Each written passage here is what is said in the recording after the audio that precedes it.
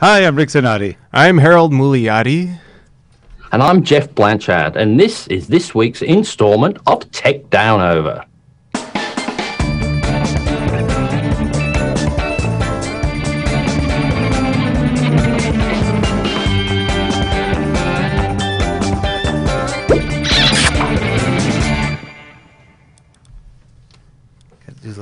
I was nearly going to say this is the Three Stooges.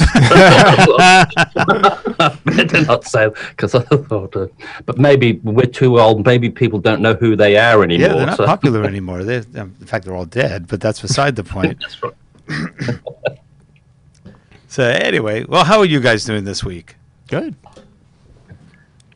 Good. So I've got one little. I bought myself one little device to help me do more photography. Oh, what's that?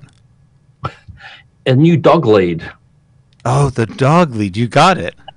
No, I've got a new. This was a different one from Amazon, which was one that straps around my belt, or straps around you, and it's got a loose ring, so I can put that on there, so I can do more photography rather than holding onto the dog lead. So I thought that's good, so I can take my camera more places. Because usually, when you've got your camera and you're trying to take, and then it keeps getting pulled out of your hand with the dog moving on there. Well, you know, you could get a little GoPro and put it on William's head. Well, I've got a GoPro, so I might go and buy. There's a dog attachment. They have that. I thought they have one. Yeah, I've got the GoPro, so I might go and get. There is a chest and a back attachment. Yep. Do that for that. So that might be an idea to do that, because, hey, I haven't used a GoPro for ages, so if it gets damaged, it doesn't really matter. But they're so sturdy, I don't think that would make too much difference. Plus, they have the plastic around it. Yeah, they do. So, and they're made to be sturdy. They're made to be. Yeah, and to think they were almost under for a while. I guess they've sort of come back. And I know it's quite durable, because I wanted to see how the waterproof things did, and I wanted to see how a washing machine works. So I stuck my GoPro in the washing machine. And it came out okay. Wow. And all you could see, the funny thing was, you could see my face looking into the drum watching it. Doing, doing. Needed to have put a light in there too, I guess. Well, but that's what's on the outside. But it does quite a good job. So I should use it more. But it's one of those things that do great quality. But the thing is, with those earlier GoPros, there's no straightforward buttons on them. They're so awkward to figure out what to do. And so I never really got into it to figure out how to work it properly. And I think that's the biggest problem. If I just invested a little bit more time, I think I'd enjoy it. Which one do you have? The GoPro 4, is it? The black one? Oh, the black one, yeah. I had one of those. I think I gave it to Clark. Well, I didn't actually buy it on purpose. It was just where you had one of these things with all these frequent flyers or something. You're about to lose all these points, but you can buy this. You can have this as I'll have a GoPro, because I had enough points, so I just did it for that. So. Is that the 4K one? It was the 4K one, yes. I think yes, it is the 4K. I guess now the big one is what, the GoPro Hero? I think that's it. Yes. Yeah. See, there's so many other ones doing quite a good job, but in that smaller thing, even like that one you just got recently, the 360 camera. Yes. How have you been going with that? Have you had much? We've played with it a little bit. That was the Ricoh Theta V. Theta V, right? Yeah. It's interesting. I mean, it's not what you think when you shoot with a 360-degree camera. You have to watch being in the scene at all times. So you have to kind of leave it somewhere, get out of the room, and do something. And you don't really shoot an hour at a time. You shoot 5 seconds at a time. Oh, okay. And then you have a room. Then you can activate things in that room. Like, we did some cool stuff. Like, for example, Sarah was sitting in a room. Harold left the camera there, recorded 5 seconds, and then did you record her separately saying, "You're in the wrong room. The studio's down that way"? Yeah, those were two. So those are two separate clips that were tied together, and so it's like an interactive moment, and when it gets to her, like when you look at her, she comes on as a clip, and so you build it piecemeal, very much so. It's really taking little shots and putting them all together. If you try to do one long shot, it's going to be kind of odd, and you'll probably get seasick. Yeah, because those were quite. There's a lot of the editing packages and that they're all coming with the facility to edit the 360 views and that in that. So it seems to be the going thing. And I was wondering, well, how do you use it practically? But now, with you saying that seems to be quite a good use of it. And I never even thought about doing something like that. Yeah, in fact, John Blackmon's tool is now available. I think they launched at the beginning of June, and so they're ready to go. We're gonna sign up in the next week just to have it. That's going to give us the full system, because what we had was a beta that wasn't quite finished, or at least full featured. And it looks it's called CenarioVR. VR. And we had him on. It's not with SC, it's a C. CenarioVR. We had him on to talk about it on, was it eLearnChat? eLearnChat. Yep. We'll link that below for anyone that wants to see that video.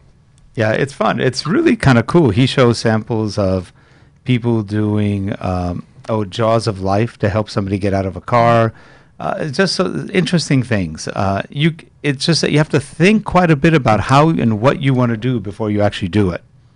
It's not. I would say it's not an impromptu tool. No. It is definitely. Well, even most of the things, most of the learning that you've got to do, you really do have to plan it out and have it all done in your head or on paper before you even start, or else it can take you years to figure something out by. Let's just put something together. And Harold's been working on it. You're about to say, Harold?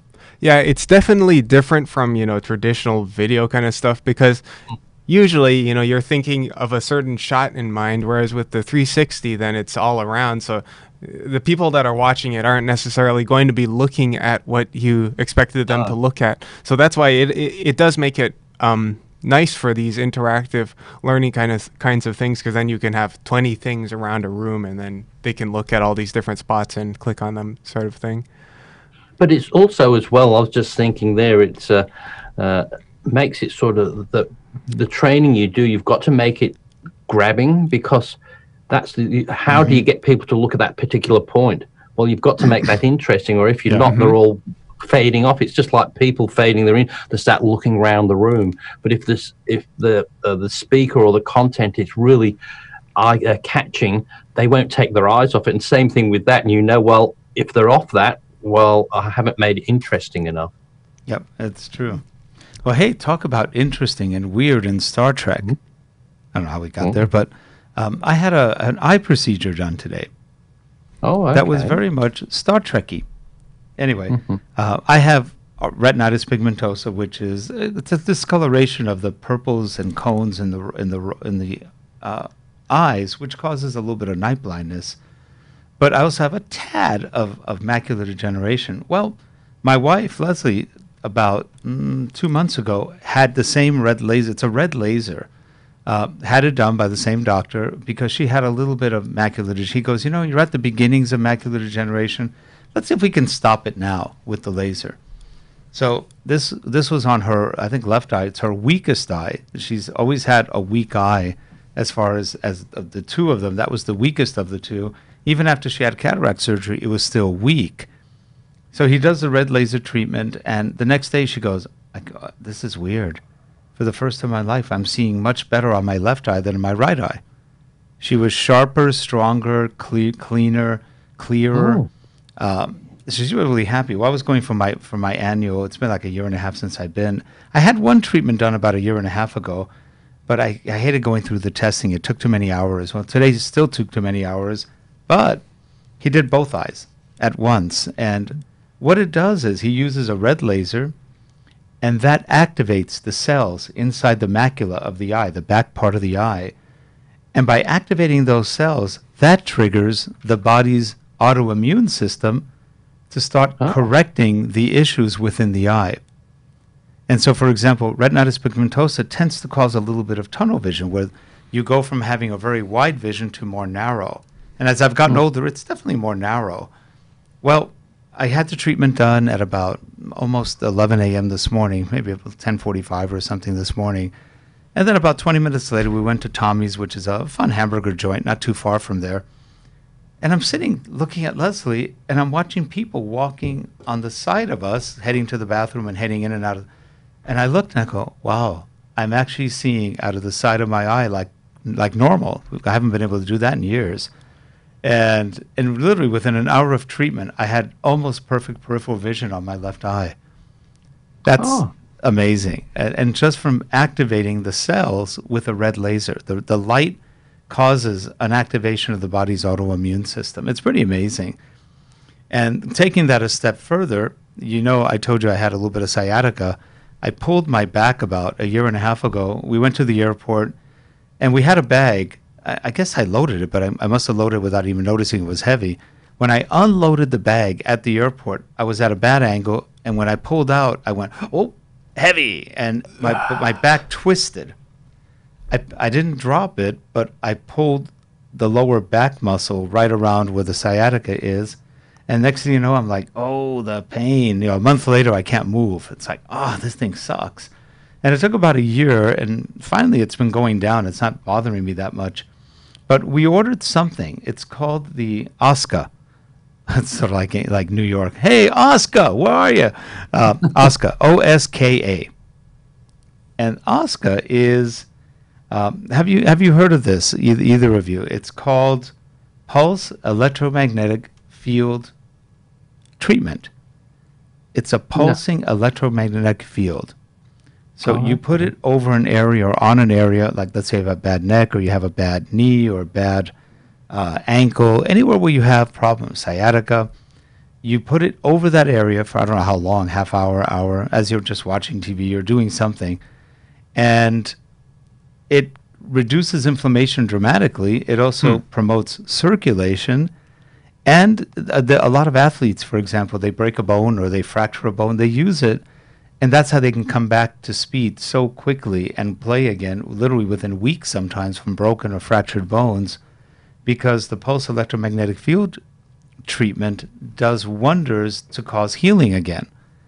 And in fact, if you've been to an MRI machine, that's basically the same kind of idea. It's a pulse electromagnetic field, but much stronger because it's getting through your body and taking pictures as it goes. It's really rather fascinating. But now, if that's an electromagnetic pulse, does that mean you could use it to knock out electronics and stuff? Possibly, yeah. I bet you. Well, again, it's all about frequencies. So depending on what frequency you're using, there's thousands and hundreds of thousands of frequencies. A strong frequency in like, let's say, for example, in the area where electronics may be, would in essence make it an EMP, an electromagnetic pulse bomb. Yeah. And the same idea. I mean, in the future, I was watching a little episode of Dr. Oz, and I don't really know much about him, but he's famous on TV. He's saying that the future of health is going to be electromagnetics, because our bodies are electromagnetic field resonators. We work with electromagnetic fields. We're an electrical system.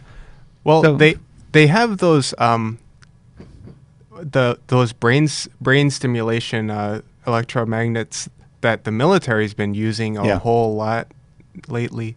I think they said that they can get someone, like it helps with retention for muscle memory and stuff like that. Yeah, we're actually going to be using those in e-learning shortly, but they go on your butt. It's a little different. You sit on it, and then it's an electromagnetic field, and it just helps you think better. He thinks I'm kidding. You can imagine saying that with a straight face, and you can imagine a new whole classroom of people where you forgot to tell them it was a bit of a joke, right? Putting the sensors on the thing and say, it'll make them learn better. So but they seem to be just as dumb as ever after that. It gives new meaning to dumbass, right? That's right. You didn't put enough voltage through. Oh, I'm sorry, they didn't quite. You need a little bit more. But it is sort of funny. I wasn't totally kidding, because if you've ever seen this, I've had this happen once. They gave me something. I had like a migraine headache. I don't really have migraines, but there was something I had that was just, and the doctor gives me a suppository, and I go, what's this for? He goes, oh, that'll help that that when you get that headache, just put this in. It'll get rid of that headache. And I was like, but it's true. If they give you nitroglycerin, one time I had a false flag.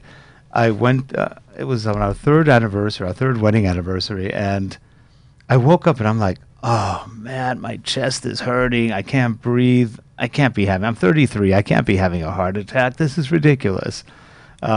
But I was feeling badly enough that we called emergency. I couldn't move too well.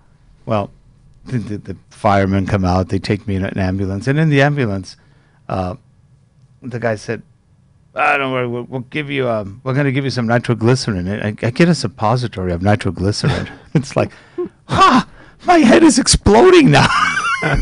That's like, I kid you not. All the cells in your head go. That sounds like the Looney Tunes kind of. It does. Oh, yeah. but you know, that's how they do it. A suppository goes directly to the brain. It's instant. And it opens every blood vessel in the brain. So you're like, oh, now I really have a headache. I'm not sick anymore, but I have a headache. And I didn't have a heart attack. It was called reflux esophagitis. I had acid, ate too much the night before, and it burned my esophagus. Fun. But that's how I learned about nitroglycerin and suppository. It's fun. Technology, and that's getting into everywhere. Where improving things, like you said. That getting into everywhere. But you have to ask yourself the theoretical question: as a doctor, how did you figure out that nitroglycerin up your behind will make your head explode? Well, the research must have been amazing. Well, I still think that, like they say, the 60s with drugs and all that. There's some great thinking came out of that, because normal people, just straight normal people, would never think about that. No. But when people are as high as kites, they came up with these real strange ideas, but some of them came true. So yeah, I think that's where we get a lot of these things. People, like some of the in the past, these science fiction writers, they're so out of it, and they come up with these really strange things. But how many of their really strange things that they never had invented back then are reality these days? Oh, I know, a lot. People would have never thought about, like even back in the old Star Trek days, they came up with the iPad years before it was. So there's all had the iPad with the information on that, and the same sort of thing as that. But I mean, people have got to be out there to create these strange ideas. But and then, like you said, how do they all of a sudden figure out that something that they've been blowing things up with for years in a small dose kickstarts the heart, and because they do that for the heart as well, don't they? Oh, they do, yeah. But it's even weirder that they do that for the brain from your butt. Well, I mean, it proves there is truly a direct connection there somehow. Well, that's right. Well, they always say you're speaking through it sometimes, don't they? They say so. It must have some connection somewhere. That's why I think that pulse electromagnetic field in the behind, as students sit down, I think it'll work. It'll go right to the brain. Yeah. Whenever you say things like that, it always reminds me of the Simpsons episode where they came up with this idea where they wired everybody, and when anybody did something wrong, they got an electric shock, and all the other person could do it. Yeah, I remember the other episode, one of the Treehouse of Horrors. Don't do that, Bat. Oh, funny. Yeah, it's really interesting. But well, Geoff, you know what I did this week, right? And last week. Bought something. I sold a lot of cameras. So the Sony line is pretty much gone. And I was a little sad, but not terribly so. I was just thinking, I don't need the whole line.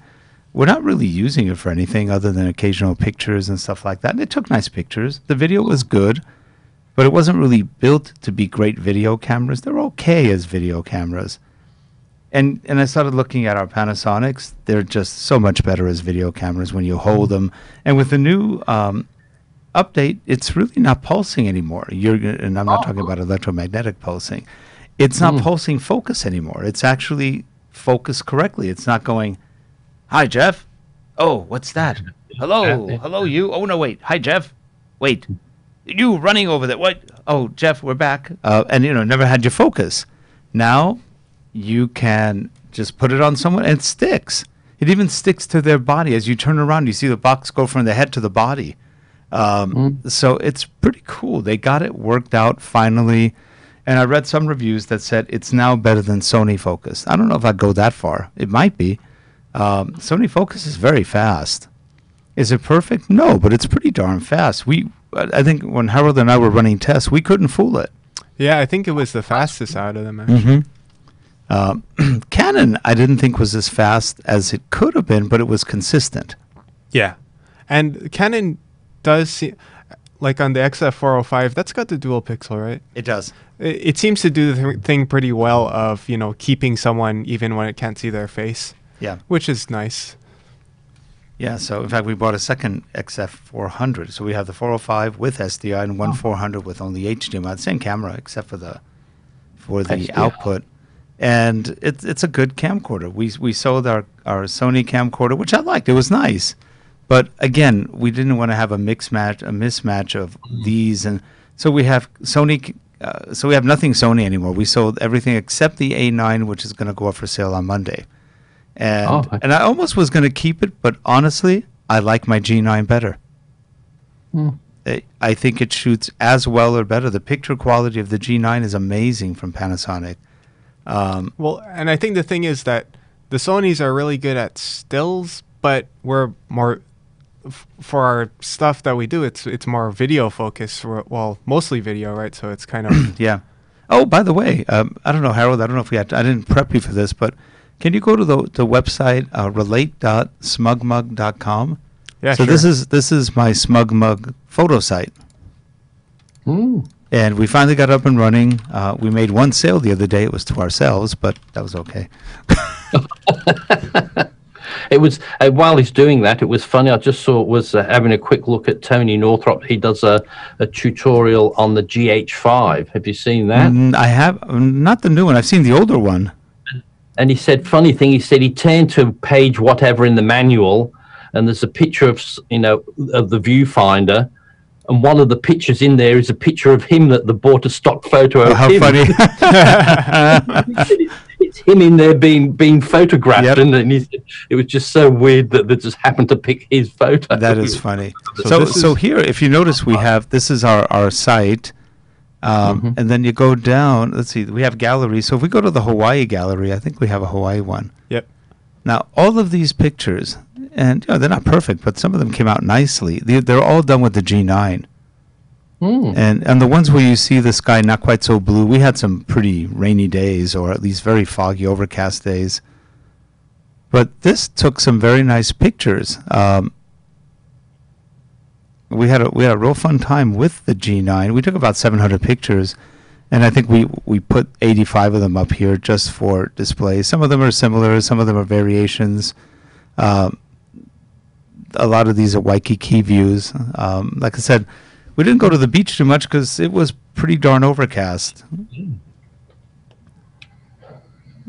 So, and some of the night shots, like for example, if you find a night shot, let's click in on a night shot. I think probably further up.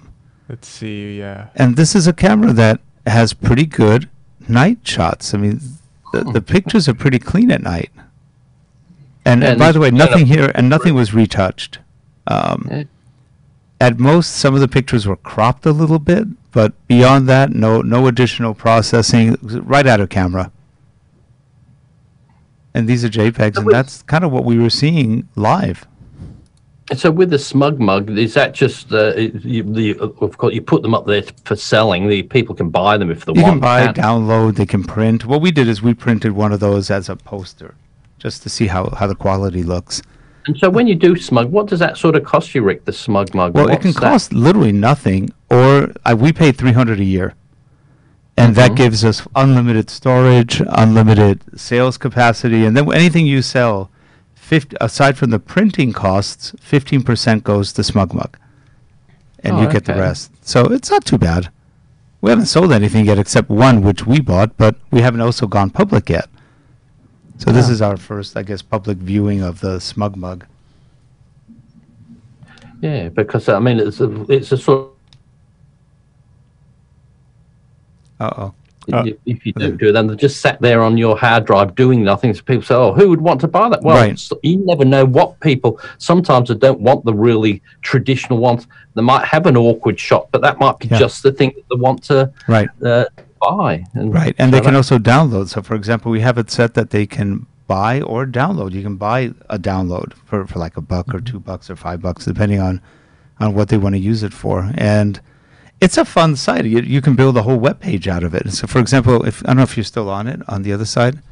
If you go to the home page on this one, so this is really nothing more than like a Wix. You're building a home page. If you notice, go down a little bit more, you'll see our show. Yeah. Okay. So every week it'll update with the new show, and that way we can keep the shows always in view, and it's pretty easy. I don't know anything else further down, or is that it? I think that logo. We've just got our links to our social media sites and stuff. Yep. That's about it, and our website. So it's just a kind of a fun place to keep your stuff. I never really thought I'd sell art, but I go, what the heck? I take a lot of pictures, and sometimes they're good. Sometimes not so good. So try to put up only good ones. Yeah, and I saw see with they've taken over Flickr. Yes. But they're going to keep them separately, so they say at the moment. So but they do have tools that if you want to bring Flickr into SmugMug, they'll import it for you. Okay. So you said you do the tier you're on to do everything. What's the sort of standard tier, do you know, on that one? So for if you just want to upload photos, and what's the cheapest option that they do? It was like $15 or $40.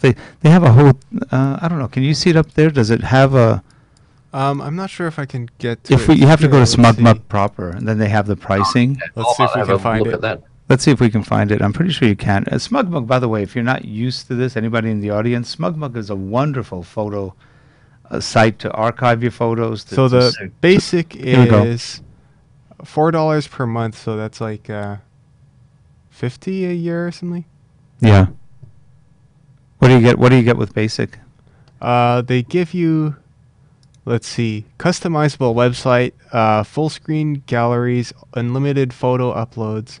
Easy drag and drop photo organization, preserve and access every image with best-in-class cloud storage, password protection, sharing via email, social media, ordering prints and products, and... Wow, that's almost everything. Why am I paying $300? Yeah, what is the other stuff? But we're in their pro plan, whatever that is. Let's take a look at it.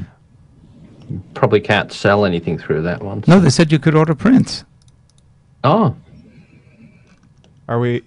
Did you get the business plan? I think we're on a business. Like $29 a month, 30. Oh, well, they give you, for this one, then they give you your own domain name, and they give you right-click protection. To protect your pictures, supposedly. Interesting. And it says you can put your brand on the client orders and stuff, so. Oh, okay. Yeah. Yeah, that's probably like more suitable for you because you've got a business URL and all your business details. So for that, it's worthwhile doing that so you can protect your business. Where a personal one, you don't care so much on. It's a nice site, and if you do, and like they say, if you take pictures, you like the pictures you take. Other people say they like the put them up there. If you can put them up and people buy them, hey, you've made a little bit extra money. If they don't buy it, hey, at least you've had fun. And that's really the fun of it all. And that's the thing is, I find even if you don't nothing happens from it. If you've got somewhere to put your pictures and do that, it gives you a reason for going out to take more pictures. I know. Just sit on the hard drive. What's the point? But if you just do that, even if you like them, nobody else has to like them. But what I find a lot of the time, I don't like a lot of the things I take. But it's because you're picky for yourself. But I'll look at other people's, that's great. And they say, no, I don't like that. And I said, well, you don't. But you tend not to like a lot of your own stuff some of the time. So. And you know what, Mike? This is the first time since I've known her that I've been taking pictures. My wife says, let's go out for video shoots and picture shoots. I go, really? Because now she thinks we can make money on it. Yeah, and that's it. So there's another reason. So you get a bit more of a thrill of going out there because it's not just a waste of time where you think, I like that. But let's go to Santa Barbara and take pictures of Santa Barbara cityscapes or Santa Barbara beach or something. And then now you have a thing to go for. Yeah, So yeah. it's sort of fun. Santa Barbara's lovely. I love going down there. I mean, yeah, we've got a lot of beach around here, and I see people hang up beachscapes a lot. So I think that's. Yeah, but you want something other than Venice and Santa Monica, because we're all doing that. So you got to do one that's always more. Because I'm fed up of seeing, you know, Venice and Santa Monica. It always comes up with, I mean, California and beach. That's the only place it seems to exist. I mean, we've got close to here. Yeah, we've got Santa Barbara. We've got our harbor over here, and we've got Malibu not too far. There's a lot of nice shorefront areas. And yeah, I know we went one to that beach where it was just on that big mountain, just on the outskirts of Camarillo. Where was that? I forget. Oh, Rick, that is Point Magoo Beach. Yeah, Port Magoo. Yeah, that's right. Yeah, that's it. It's a cute little beach, and I think it's actually called Camarillo Beach. It's part of the state beach system, and it's a little rocky, meaning that it's not the most comfortable beach, but it's beautiful. I mean, it's actually south facing also. It's not facing west, and yet it's attractive, and the water's pretty cool. It's not bad. There's another beach up in Ventura Harbor, which is nice.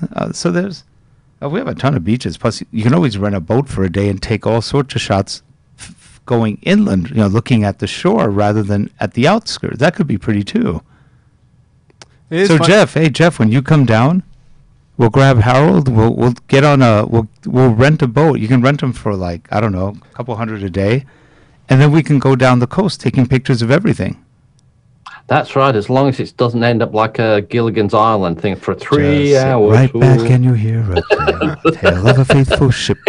Started on this topic shore aboard this tiny ship. I was just going to say, yes, do that, but one of your earlier comments was getting me hungry before when you was mentioning Tommy's, because I just... Tommy's is good.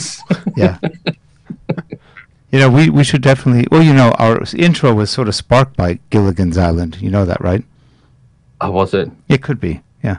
Well, we could do a Gilligan's Island. Just sit right back and you'll hear a tale of some text out there. I don't know. We can come up with something. But I used to love that show as a kid because it was a 3-hour cruise, and they go on with like 20 pieces of luggage each. That's right. Yeah, they've got all this stuff that like I'll be lucky you just have your wallet and what you've got in your pockets, and that's usually it for that. Okay, Jeff. Here's the trick question of the day. Are you a Marianne or a Ginger guy? Marianne. I always like Marianne. Same here. I love Marianne. She's still gorgeous. I saw her in an interview about 4 or 5 years ago where she's now teaches drama and art and other things somewhere up north, and God, she's really pretty still. She's actually prettier now, I think, than almost before. She's aged beautifully. Ginger, on the other hand, not as well. I haven't seen that. Tina Louise. I always remember the name for some reason. Yes, Tina Louise and Marianne Wells. No, what was her name? It was Dawn Wells. Oh, okay. So Dawn Wells and Tina Louise. I think. But imagine the sort of thing. So if that happened this day, they'd have all this video footage to put back on social media when they got rescued. But then they'd have a generator to make sure that they had enough power to generate their Panasonic GH5 camera, and then they'd have probably a workstation to do the DaVinci Resolve video editing in the hut. And they say, they just happened to take all that with them on the 3-hour cruise. And nobody can find them. Imagine if they did the modern one though. Now they do one all in, and they've got a coconut video camera, because they used to have everything going like that. So we've made a coconut mobile phone so we can talk to everybody on the other side of the island. And you can call that the Go Nut camera, right? The what? The Go Nut camera. I don't have a camera, but I've got a nifty 50, so you just grab a coconut, stick the lens on. But I think these days, they could not do that these days, because if people could live like that on a deserted island, you'd say, let me at it. I want to stay there. I know. You could stay there and live that, be comfortable, and have all the things. There are rumors the tax services are looking for those deserted islands to make sure they tax them. So you wouldn't want to come back to it if you could live like that and have all of the things. They seem to have the best of both worlds these days. So. So anyway, we got rid of all of our Sonys. We got rid of the Sony A7R3. We got rid of the Sony the A6500, and now the A9 is going. The NX80. I mean, they're really good cameras, and everything was good. It's just that, you know, it's extra stuff we don't need. We just aren't using it that much. We have lenses that we may keep some lenses if we can find a good converter from E-mount to either Micro Four Thirds or Canon. I know there's a Canon E-mount, I think, but we'll see. Yeah, we have a Canon to E-mount. There is a Canon or E-mount to Canon? Yeah, we've got one. We've got that. Oh, you're right. We have the M11 or something like that. Yeah. We have a couple of those. Yeah. I keep saying I still want to get my GH5, but it frightens me to death. I know the moment I hit buy, I'll get an email. You haven't got the GH5 yet, Geoff, have you? There's this great one. Yeah. I'm scared if the moment I buy the GH5, I'll get an email. Hey, have you seen this great one? Don't get the GH5, get this one. And I'm frightened to death if I get one of those. Well, we've been looking at the GH5S too. That's a promising one, because that again it's not the same as a GH. It's more specific. It's a lot better for low light and some other applications, but it looks nice. It's got very good focus from what I've seen, and you know, and the thing is what that one's designed for, though. That's it's not. It hasn't got any image stabilization. No. But it's designed for things like if you're putting it on a gimbal, because that works better on a gimbal than the other one does. Because if you've got so it's designed for that a bit better. But as I said, it's got lower light, but it's got lesser pixels. Yep. There. It's only, I think, 12 megapixels, right? Yeah, that's right. But as I said, it's not a new camera. It's not an upgrade. It's a different camera. It's different. Yep. On new ones. It's the GH5 sub. Yeah, sub. It's got I saw Curtis doing it on. It's got the SDI connection in the top, I think, so you can sync the time code and that. Oh, it does? With the video, yeah. So you can put that in it, or put the sound in, like you said, with the other one. So it's a more specialized thing if you've got a particular thing to use it for. Well worth it if you need it. Yep. So you know, I'm pretty happy with the Panasonic line, even though they've had some focus issues. We didn't run into it too much. It just depends what you're trying to track. If something very fast, and back when, you had some issues. But there's a lot of movies that have been made with the GH4, the GH5. I mean, they're popular. The GH2, 3, 4. They've always been making everybody try harder to be better. Well, and the GH series, they really give you a full list of features for videography. Yeah, and you've gotten that, and we're talking cinema videography if you want. And you've also got a pretty good line of lenses. I was shooting with the Panasonic Leica, what's it called? Nocticron. F1.2, 40, it's a 42.5 millimeter, I think. That thing is just amazing. It is such a sharp, clear, beautiful micro contrasty lens. And almost anything you take with it looks good. The bokeh is gorgeous. The sharpness, and it's an expensive lens. I think it's like $1,500. I got lucky. When I bought it, it was on sale for like 500 or I mean not 500, like 900 or 1,000. So we saved like $500 that day on it. But it's a beautiful lens. It's amazing. It's as nice as any lens, any high-end lens from Leica. Actually, not from Leica, but from Sony or Zeiss. It's just an incredible lens, and it makes your Micro Four Thirds look like, wow, this was Micro Four Thirds. It looks a lot bigger or nicer. It's just a great lens, and you can put Sony and other lenses on. Well, not Sony, but let's say Canon on a Micro Four Third, and they look good. We've had some very good luck with that. So, you know, in today's day and age, you're not stuck to any lens brand for the most part. As long as you have good adapters, you can do some amazing stuff. So we'll see. We'll see where we go next. But I think we're sticking right now with Panasonic and Canon as our primaries. And then we'll see. I'm down to only one Canon camera, the M5, which I'm weirdly attached to. I like it. It's cute. It's just kind of a nice little camera. It takes great pictures. You know, no worse than the 80D or the 7D Mark II. Beautiful pictures. Okay. Well, we'll have to see a video and that use all the things using the Canon one. Have to do a bit of a video with that. Yeah. Yeah. Well, some of the Canon lenses are good for video, some not so good. Some of them are slow. So anyway, so Geoff, we'll have to see what you go with soon. Yes, well, as I said, I want the GH5, but I'm just frightened to death the moment I click on it. The moment I get the order comes in, hey, there's a great new innovation that the it's been out a year. Autofocus and now, it's been out a year, but I don't think they're going to do anything until either next year, or because last time it was 2.5 years of a wait. I think it's going to be the same. I don't know. Traditionally they do 2.5, then 1.5, which means maybe by the end of the year they'll have a new version. I don't know. Yeah. Anyway, it'll always price is relative. That'll be a bit cheaper if they are, and I'll still because it's still a damn good camera. And yeah, it is. It's actually pretty good, and the focus, like I said, right now is pretty darn good. Yeah, I'm not complaining. Oh, we're out of time. We've gone over time. We've gone over. Yes, 3:40 already. All right. Well, hey Geoff, as always, fun. Harold, good job. And next week, I think we have a guest. We had one this week, but he couldn't make it because of some issues. So hopefully we can get him on soon again. I think who is next week? If it was Hugh, he's not. No. But I think we have somebody. It wasn't Hugh. It was, well.